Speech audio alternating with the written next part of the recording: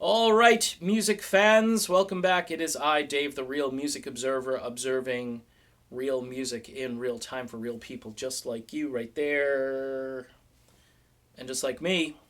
You might have noticed the channel, having a little more variety, a little bit of a different perspective, doing some articles or talking about artists that I haven't talked about before, and going back way, way, way back into the archives. Meaning, I'm not just doing, say, 80s bands or whatever.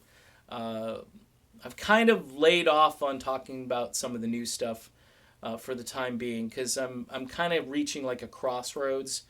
I love promoting some of the new stuff that's out there, and I'll probably continue to do so.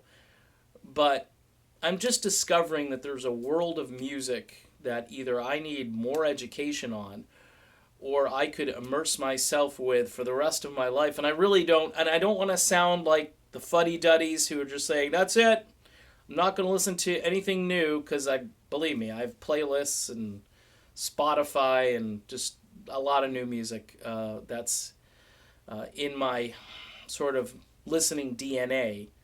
But I've gone way back, listened to music from the 50s and 60s recently.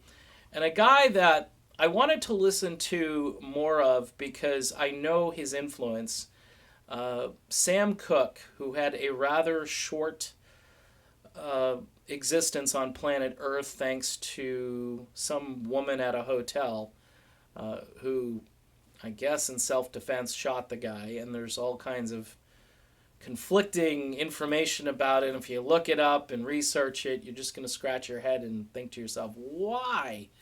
Rolling Stone said that Sam Cooke more or less invented soul music. He was a gospel singer who became an amazing performer and singer, and he left us with a wealth of material. I know you know songs by Sam Cooke like You Send Me and Cupid, Twistin' the Night Away, and I'm going to shift this over to talking about Steve Perry because Steve Perry was influenced by this guy. And the more you listen to Sam Cooke, the more you hear what Steve Perry was trying to do. In other words, Steve Perry's voice was a vehicle almost for the continuation of a Sam Cooke sound. The problem is Steve Perry was brought into a rock band that wanted to rock out, obviously, and had all of these influences, whether it be the Santana influence or the jazz fusion influence or the blues influence.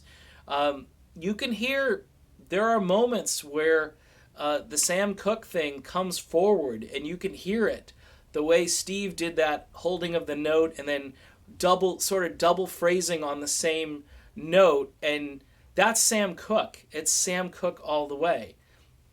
Rolling Stone foolishly has Perry at number 76 as vocalist, and Sam Cooke is at 4. Sam Cooke deserves to be at number 4. Steve Perry deserves to be much higher because he had one of the greatest teachers in the world. If he was trying to imitate or mimic Sam Cooke, he should be in the top 20 at the very least. And the body of work and the music, all of that kind of influences probably where Rolling Stone puts him.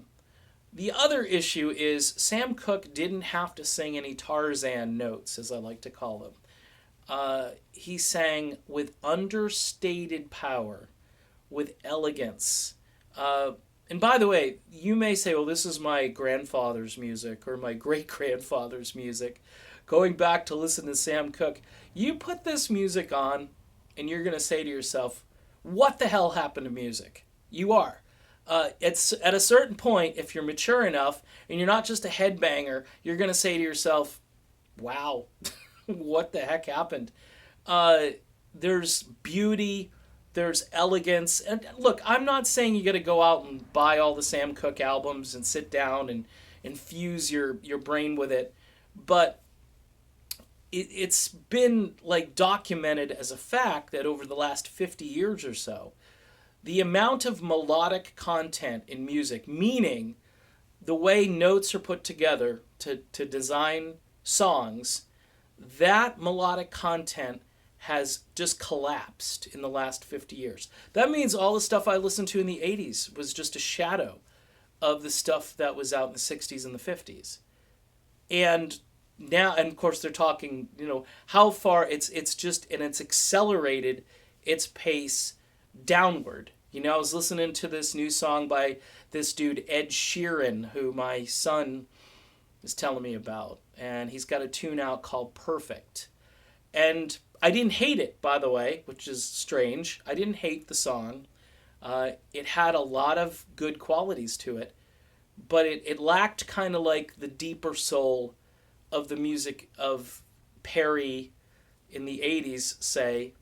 And I would say Perry's solo in the 80s, away from Journey. I would say Perry's album Street Talk is the closest he probably got to Sam Cooke. And he was still trying to climb the ladder too high. He didn't have to. At moments on that album, like, songs like Strung Out and Foolish Heart, obviously, being probably the closest thing. He was just, that's what you want to hear. You don't need Oh Sherry, although Oh Sherry is a wonderful, terrific, fantastic song. It's like, hey, I've got to show off because, I've got to top my last thing. Sam Cooke knew he had it. He had it in the bag. All he had to do was go out there and sing and have good material to sing. And every single album that Sam Cooke put out, all 9 or 10 or 11 songs, how many? They're 2-3 minute songs.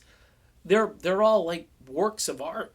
And the level of which, it's kind of like going back to hear like a Mozart, Beethoven, and then, you're going now and you're hearing the Boston Pops, which are good.